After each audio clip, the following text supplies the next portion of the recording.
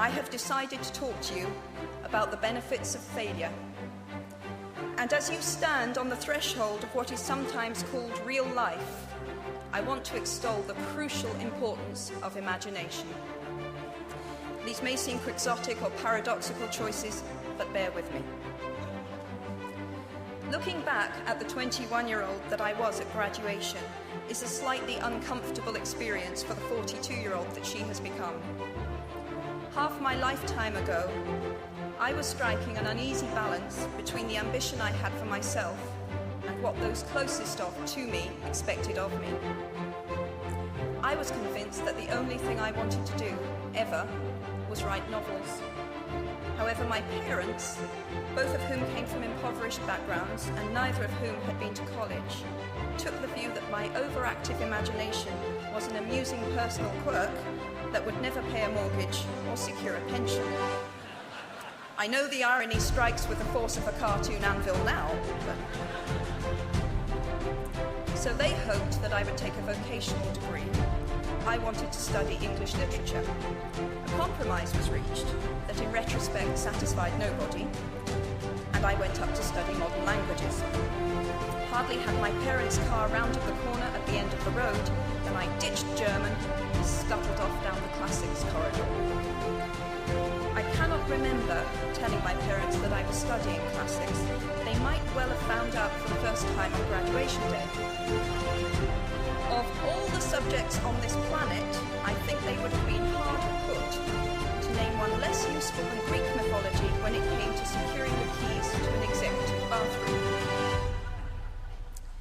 Now, I would like to make it clear in parenthesis that I do not blame my parents for their point of view. There is an expiry date on blaming your parents for steering you in the wrong direction.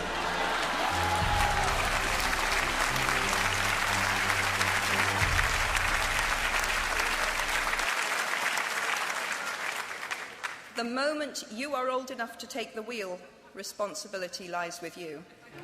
What is more, I cannot criticize my parents for hoping that I would never experience poverty. They had been poor themselves, and I have since been poor, and I quite agree with them that it is not an ennobling experience. Poverty entails fear and stress, and sometimes depression. It means 1,000 petty humiliations and hardships. Climbing out of poverty by your own efforts, that is something on which to pride yourself, but poverty itself is romanticized only by fools. What I feared most for myself at your age was not poverty, but failure.